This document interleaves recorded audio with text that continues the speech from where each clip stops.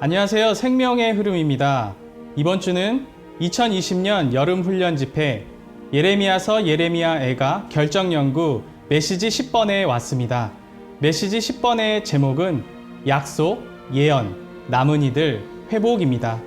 이번 주는 임상원 형제님과 함께 교통하도록 하겠습니다. 안녕하세요, 형제님. 안녕하세요. 네, 메시지 10번은 이스라엘 자손이 바빌론에 포로되어 있던 상태에서 다시 돌아오는 것을 중심으로 해서 4가지 용어로 이루어져 있는데요. 네, 이 메시지에 대해서 교통 부탁드리겠습니다. 네. 형제님 교통하신 것처럼 메시지 10의 제목은 4가지 용어, 약속, 예언, 남은 이들, 회복 이렇게 4용어로 되어 있는데요. 얼핏 보면 매우 간단한 제목이지만 사실 이 메시지 제목은 이스라엘 백성이 바벨론의 포로로 사로잡혀간 것에서 또 다시 좋은 땅으로 돌아오는 이스라엘 역사 전체의 이런 핵심적인 내용을 잘 요약해주고 있습니다. 아멘. 또한 이 이스라엘은 오늘날 교회의 예표이기 때문에 이 말씀은 현재 우리 믿는 이들을 위한 말씀이라고도 할 수 있습니다. 이 메시지에 들어가기 전에요, 간략하게 이 메시지의 배경을 볼 필요가 있는데요. 우리가 이제 예레미야서를 이렇게 추구하면서 이 하나님의 배필인 이스라엘이 생수의 원천이신 하나님을 떠나서 우상을 숭배하고 또 스스로 터진 저수조들을 판 것을 보았습니다. 네. 그래서 그 결과로 하나님은 그들을 심판하시고 이스라엘 백성은 결국 바벨론으로 포로로 잡혀갑니다. 아멘. 또 성전은 파괴되고 성벽은 불타서 허물어지고 심지어 하나님의 성전의 그릇들은 바벨론에 있는 이 느부갓네살의 우상들의 신전에 두어졌습니다. 이것이 정말 아주 비참한 상황이 있습니다. 아멘. 그렇지만 바로 이 시점에서 하나님은 이 회복의 일을 시작하십니다. 아멘. 그래서 첫째로 하나님은 이스라엘 자손에게 약속을 하십니다. 그래서 너희를 포로됨에서 돌아오게 하겠다. 다시 너를 건축하겠다. 너희의 슬픔을 기쁨으로 바꾸겠다. 이러한 사랑 안에서 놀라운 약속을 하십니다. 두 번째로 이 약속의 근거에서 예레미야는 이스라엘 백성이 포로로 잡혀가 있는 이러한 비참한 상태가 70년간만 지속되고 70년 후에는 하나님께서 그들을 다시 좋은 땅으로 데려오실 것이라고 예언을 합니다. 아멘. 아멘. 그리고 이제 세 번째로는 하나님의 약속과 예언에 반응하는 남은 이들이 있다는 것입니다. 이것은 이 포로 상태에 있는 모든 이스라엘 백성이 하나님의 약속과 예언에 반응한 것이 아니라요, 소수의 사람들만 하나님의 약속과 예언에 반응을 해서 가나안 땅으로 돌아왔다는 것을 가리킵니다. 아멘. 마지막으로는 하나님의 회복의 일이 있습니다. 하나님의 증거인 이스라엘 백성의 회복, 또 하나님의 집과 성의 회복인 것입니다. 이 회복은 부흥이라고도 말할 수 있는데요. 결국 이 회복이 궁극적으로 주님의 오심을 이끌어오는 것과 관련이 있게 되는 것입니다. 아멘. 우리가 참으로 형제님 말씀처럼 남은 이들로서 회복되고 또 부흥되는 것이 중요할 것 같습니다. 아멘. 실제로 이것을 어떻게 우리에게 또 적용할 수 있을까요? 아멘.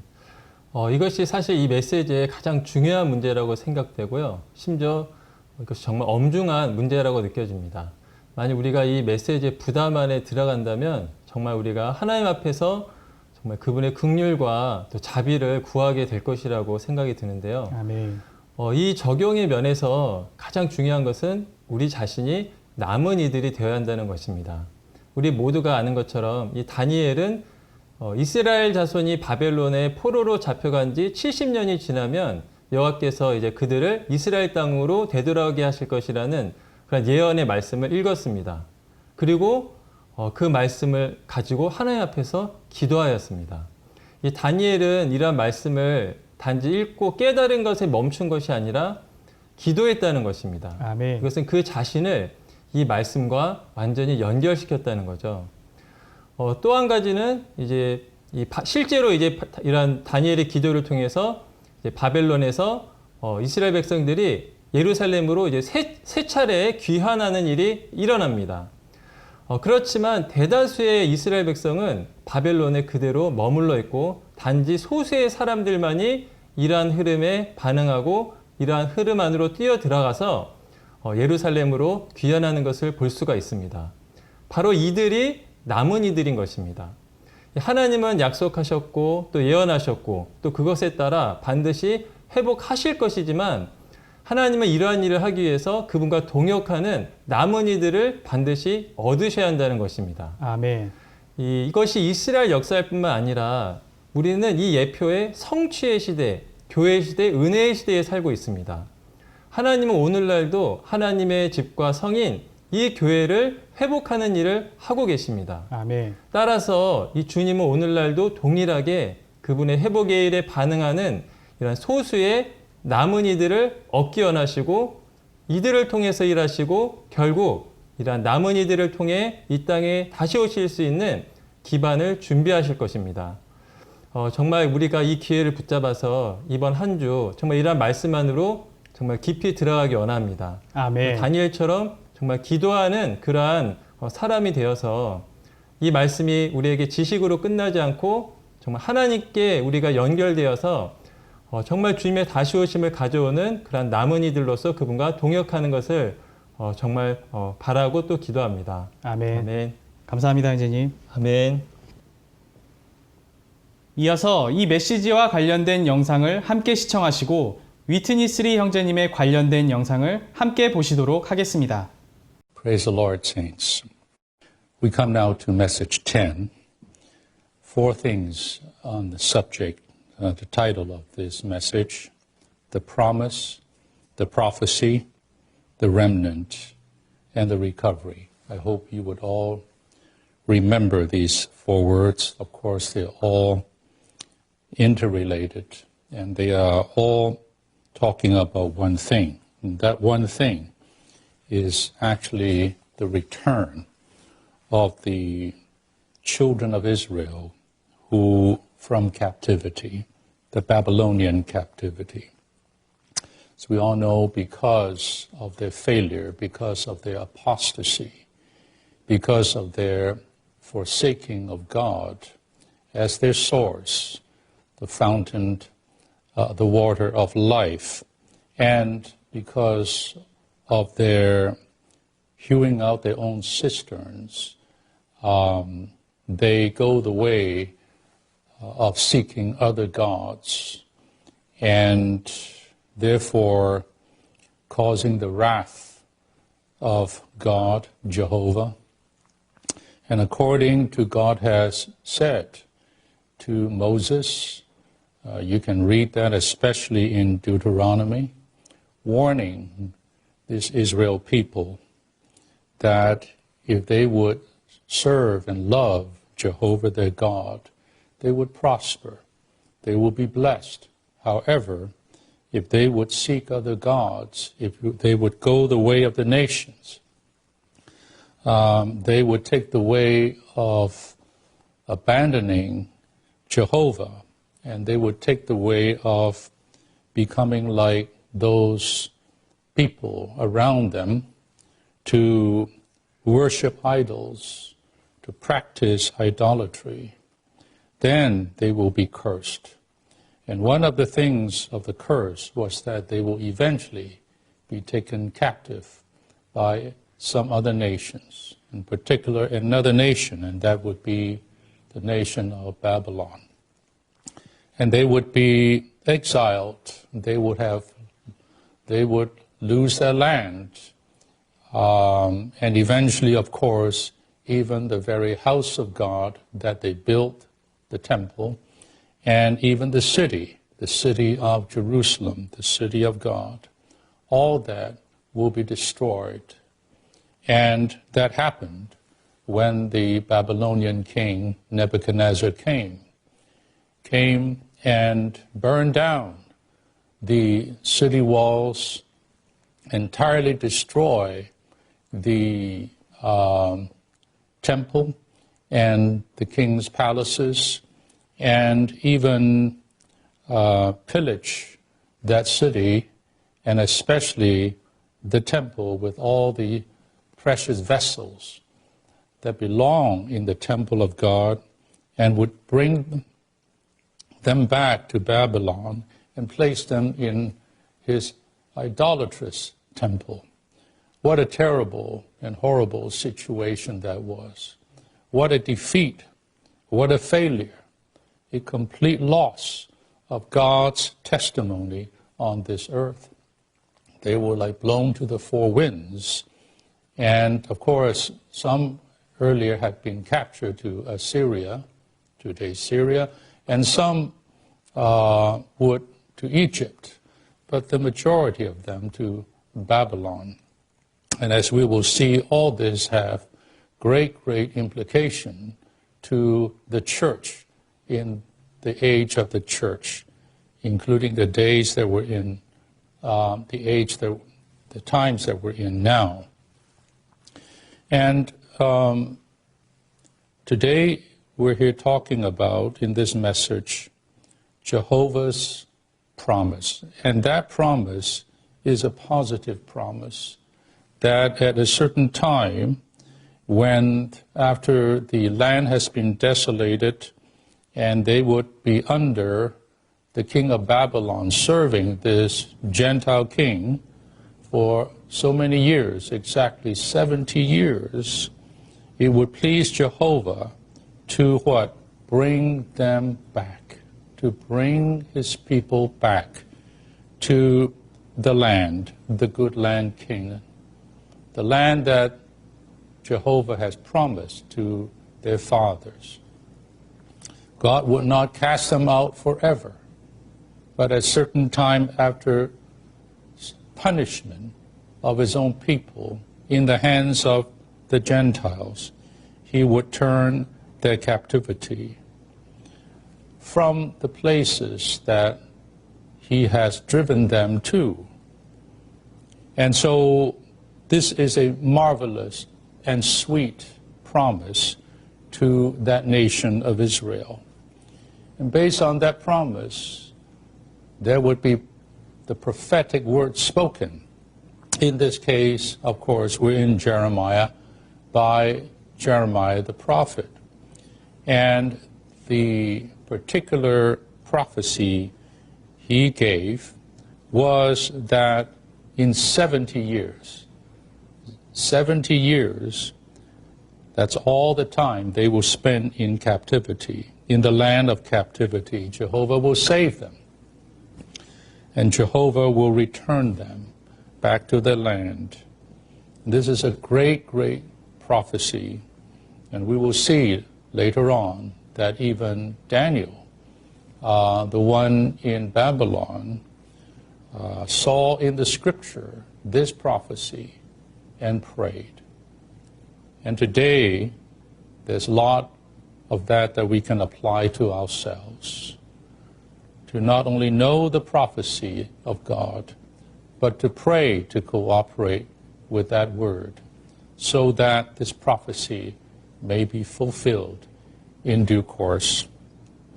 Then you have the remnant. The remnant are those who have been scattered, or their parents have been scattered, taken from Jerusalem, from Canaan, the good land, to an exile to Babylon. And a certain time when the King Cyrus of the Persian Empire would make the decree under God's sovereignty, being stirred up in his spirit to make the decree to tell these Jewish remnant, the Jewish people, to return to Jerusalem to rebuild the house to their God. There were many, many Israelites in Babylon at that time, but there was a remnant, a small number of them, that would have the heart. Their spirit was also stirred up. They have a heart for God's interest. They have a heart for God's testimony. They have a heart for God's people on this earth. And so they would return in several ways from Babylon back to Jerusalem. And we will see also in this message about that. That would be the first wave under Zerubbabel, and also Joshua, the priest. And there would be a second wave, and that would be the wave under the leadership of Ezra, the priest. And finally, some years later, there would be another wave, and that would be led by one Nehemiah.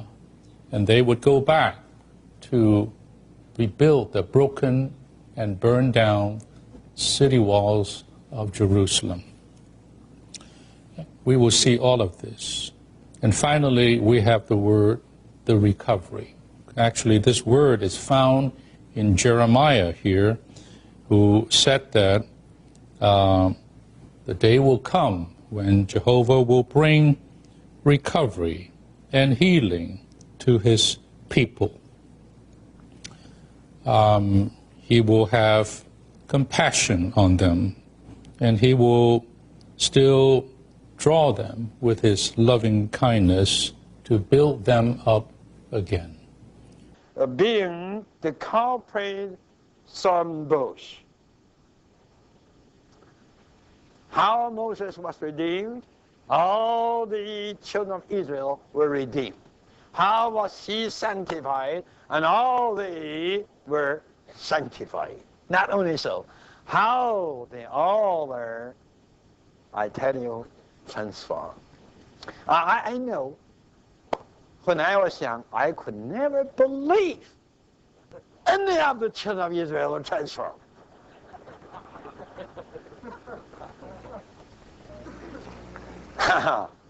Tonight, I know you have a problem. I was holding this problem for years. For years. I was not in favor of Israel because they were too bad. Right? Until one day, I tell you, that was someday in 1940. In a prayer meeting at Shanghai, that was a church prayer meeting. The oldest, the most experienced in a prayer meeting, she was bothered in those days by the low estate of the church there. The church was dull, was slow, was not that high, and that bothered the sister. So in a prayer meeting that night, she cried. She cried for the church, telling the Lord how low was the church and so forth. And so many who were praying there all sighed, groaned with her. All gave her a strong groaning amen.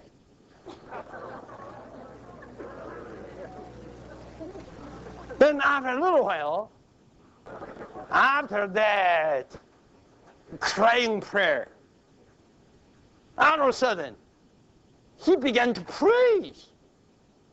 He said, "Thank you, Lord, your church is never away, your church is never low, your church is always high."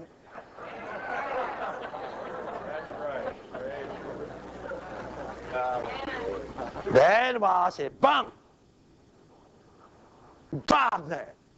It shocked all the congregation. What are these?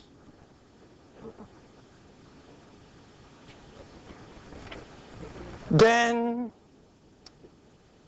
gradually, maybe not just in that one meeting, he helped us all to see Balaam's prophecy. You know, Balaam was hired by Balak to curse the children of Israel. Even after that kind of influence, eventually Balaam said what? Balaam said, "The Lord had never beheld iniquity in Jacob. Neither he had seen any perverseness in Israel." How godly are your tents, O Jacob. Your tabernacles, O Israel. How about this? How about this? Who is right? Sister Lee was right, or Brother Nee was right? You tell me.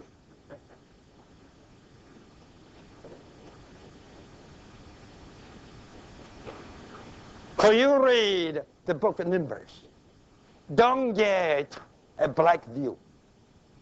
You take off your black eyeglasses.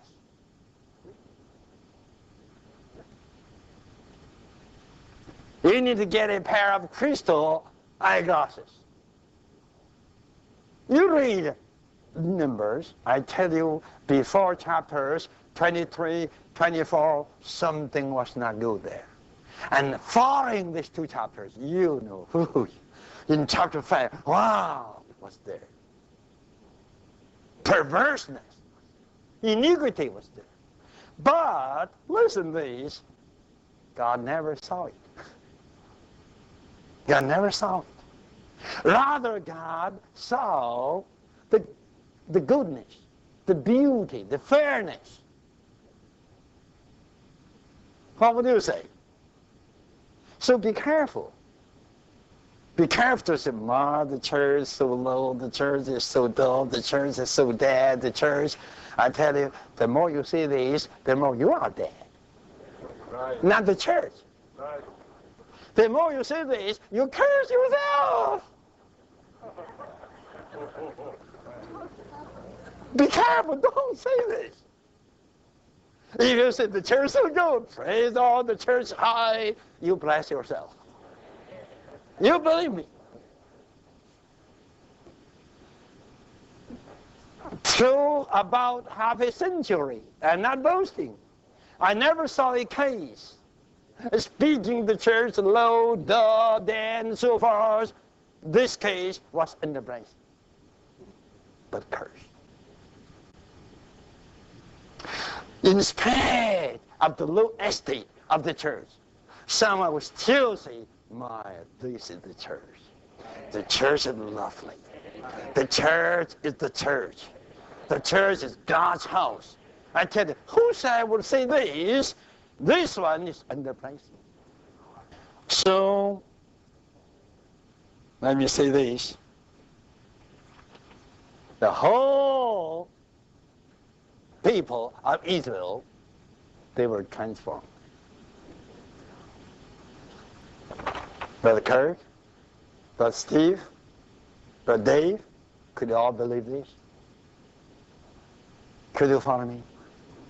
In the eyes of God, all the children of Israel were what? Redeemed, sanctified, believe or not, transformed, it's up to you. And build it up. And God did have a dwelling place among them. You say, well, too bad. I don't like them. But God likes them. What shall you say? This is the church.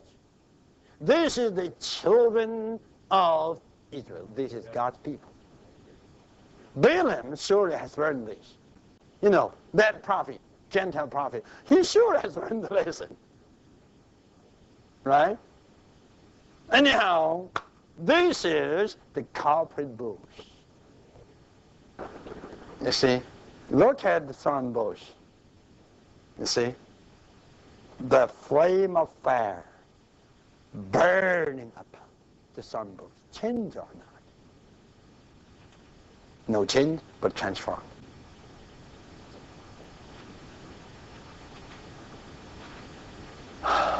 The thorn bush is still the thorn bush, but something not only added to it, something is burning up. No one can deny. I tell you, people would say, why you say that you are the Lord recovery? Look at all the bushes. Only this one bush burns.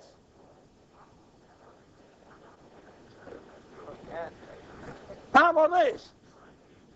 You just tell me today, where's the burning bush?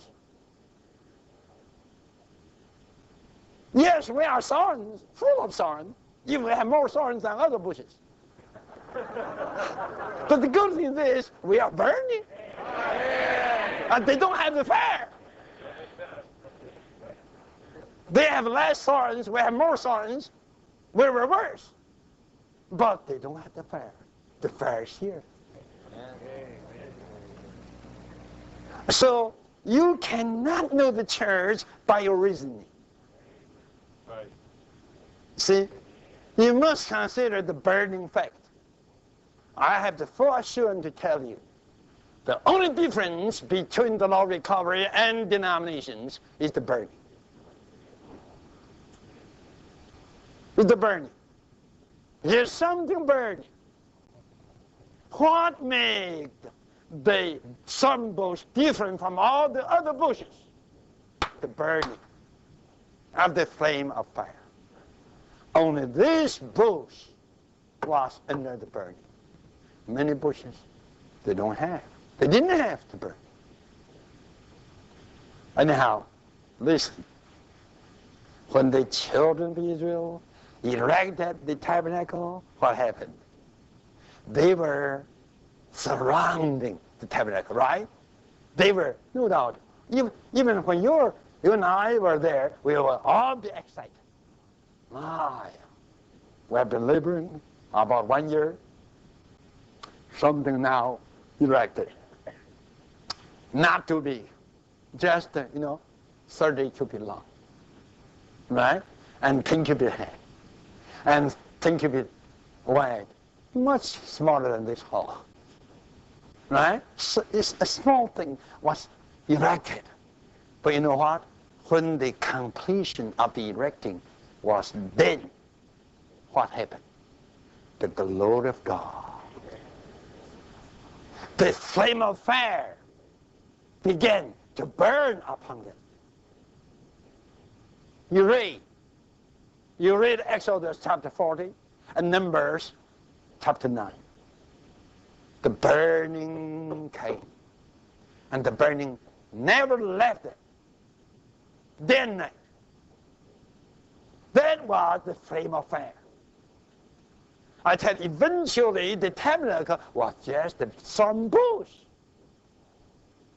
signifying that the whole people of Israel were just a corporate thorn bush.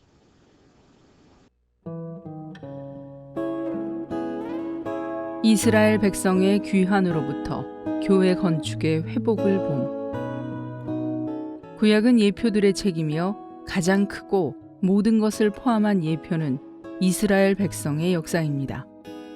우리는 이스라엘 백성의 역사가 시작될 때 일어난 일들을 우리 그리스도인의 체험에 적용할 수 있습니다.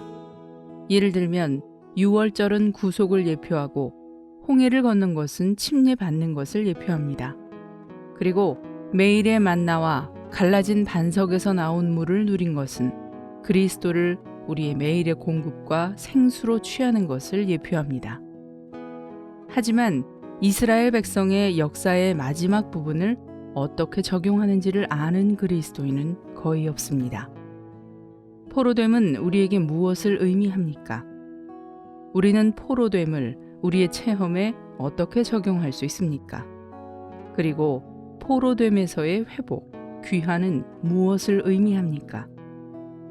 포로됨이란 하나님의 백성이 흩어져 버린 것, 즉 더 이상 하나가 없는 것을 의미합니다. 하나님의 백성은 합당한 하나의 터에서 잘못된 터로 떠내려왔습니다. 처음에 그들은 예루살렘에 있었고 그곳에서 모였으며 중심이 있었습니다. 하지만 나중에 그들은 흩어졌고 많은 곳으로 떠내려갔습니다. 이것이 포로됨입니다. 어떤 의미에서 말한다면 오늘날 그리스도인들은 이스라엘 백성이 그랬던 것보다 더 흩어져 있고 다른 많은 터와 중심을 가지고 있습니다. 기독교는 포로가 된 상태에 있습니다. 우리는 돌아올 필요가 있고 회복될 필요가 있습니다. 회복된다는 것은 바빌론으로부터 예루살렘으로 되돌아오는 것을 의미합니다. 회복된다는 것은 부정적인 면에서는 바빌론으로부터 나오는 것을 의미하고 긍정적인 면에서는 예루살렘으로 되돌아오는 것을 의미합니다. 무엇이 오늘날의 바빌론이고 무엇이 오늘날의 예루살렘입니까? 예루살렘은 이스라엘 백성이 함께 모이기 위한 가나안 땅의 중심이었습니다. 이것은 하나의 터를 상징합니다. 이스라엘 백성의 일부는 아시리아로, 일부는 이집트로, 그들 중 대다수는 바빌론으로 포로로 잡혀갔습니다. 바빌론은 그들이 포로로 잡혀간 주요 지점이었습니다. 그러므로 예표론에서 바빌론의 의미는 분열, 흩어짐, 포로됨입니다. 예표론에서 예루살렘은 하나의 터입니다. 이것은 주님의 백성을 함께 모으기 위한 터입니다. 바빌론 밖으로 회복되는 것은 분열 밖으로 회복되는 것이고 예루살렘으로 회복되는 것은 원래의 하나의 터로 회복되는 것입니다. 하나님의 백성이 좋은 땅으로 인도되었을 때 신명기의 기록에 따르면 주님은 그들에게 그들이 가나안 땅에 들어가면 그들에게 경배의 중심지를 선택할 권리가 없다는 것을 여러 차례 말씀하셨습니다. 하나님은 그분께서 그분의 이름을 두시고 그분의 처소를 건축하실 장소, 유일무이한 곳, 단 하나의 장소를 선택하셨습니다. 그 장소는 예루살렘이었습니다. 그러므로 예루살렘은 하나님의 백성이 그분을 경배하는 중심지가 되었고 이 유일한 중심지로 인해 하나님의 백성의 하나가 지켜졌습니다. 그러한 중심지가 없었다면 하나님의 백성은 좋은 땅에 들어간 후에 나누어졌을 것입니다. 이스라엘 백성은 포로가 되고 흩어졌기 때문에 분열되었습니다. 하나님께서 정하신 70년의 기간이 찼을 때 그들은 반드시 예루살렘의 하나의 터로 돌아와야 했습니다. 왜 이스라엘 백성이 예루살렘으로 돌아와야만 했습니까? 바빌론에서는 하나님을 경배할 수 없었습니까? 그들은 바빌론에서 하나님을 경배할 수 있었지만 그분의 집은 그러한 곳에 있지 않았습니다. 만일 그들이 하나님의 집 안에서 그분을 경배하고자 했다면 예루살렘으로 돌아와야만 했습니다. 하나님은 편협하지 않으십니다. 따라서 그분은 어디에서나 경배를 받으실 수 있습니다.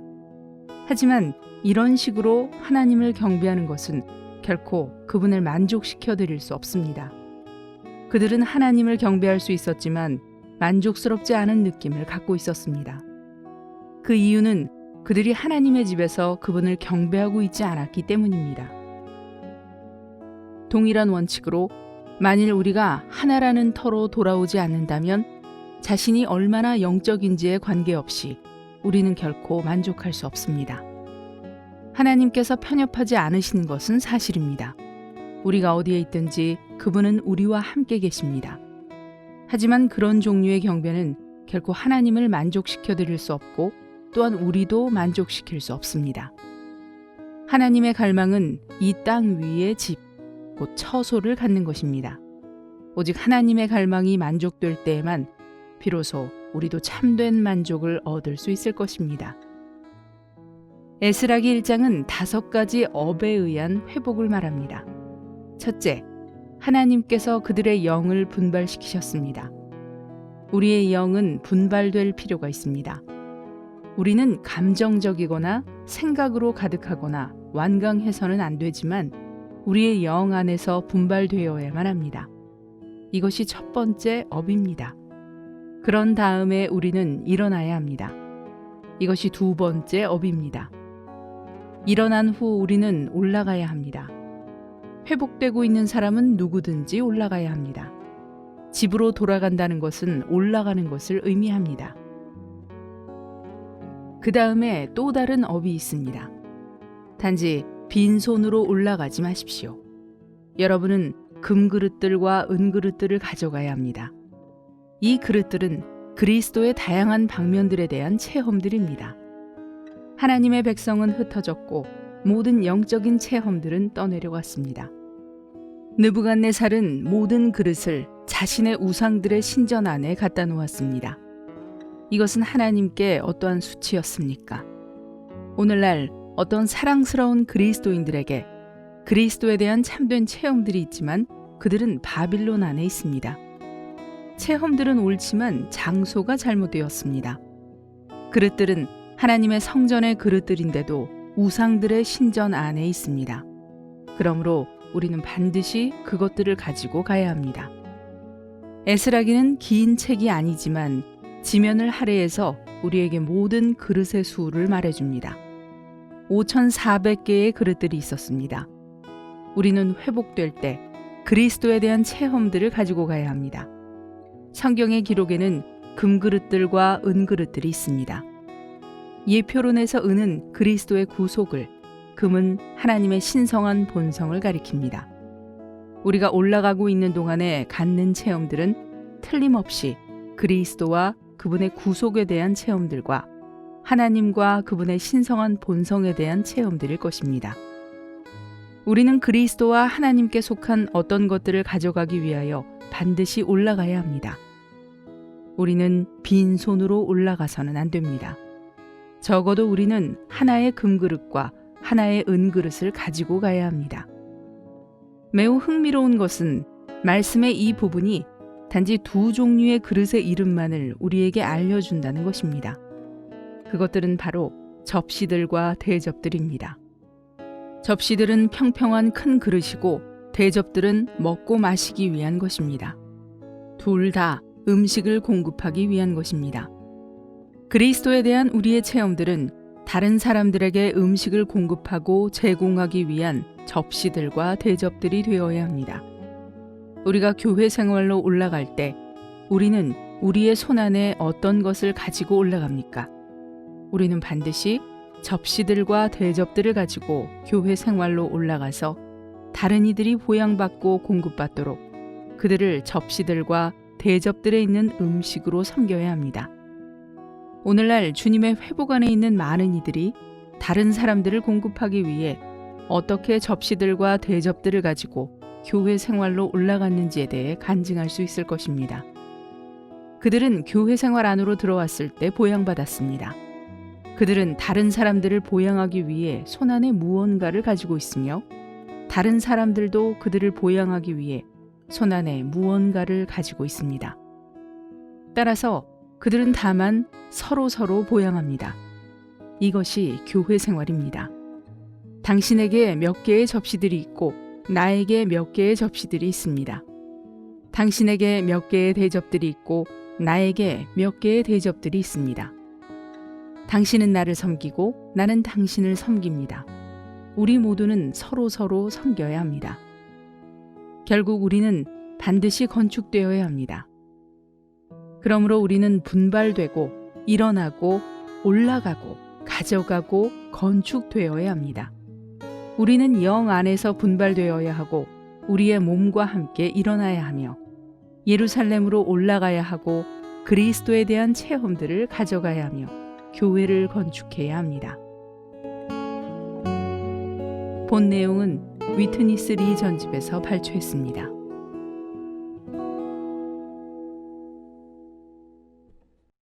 예레미야서 25장 11절과 12절에서 주님은 70년이 다 차고 난 뒤에 일어나는 역사에 대해 약속하셨습니다. 우리 주님은 약속의 하나님이십니다. 주님께서 남은 이들을 위해 회복을 약속하신 그 말씀을 믿음 안에서 간직하시고 이번 한 주간도 생활 가운데 다가오는 모든 어려움들을 주님 안에서 넉넉히 이겨내는 기간이 되기를 원합니다. 감사합니다.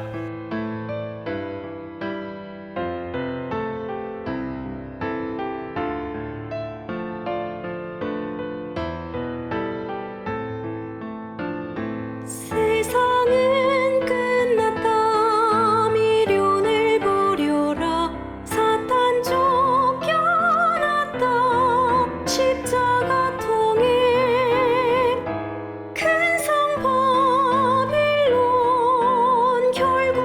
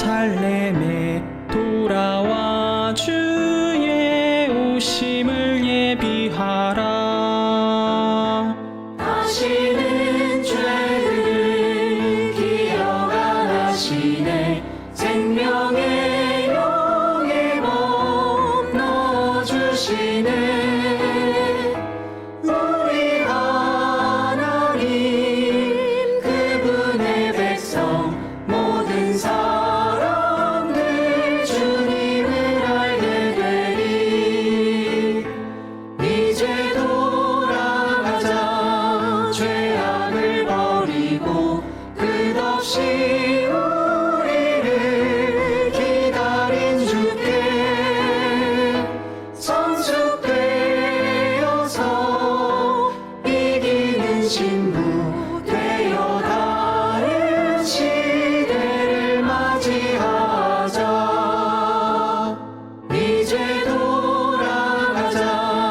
죄악을 버리고 끝없이 우리를 기다린 주께 성숙되어서 이기는 신부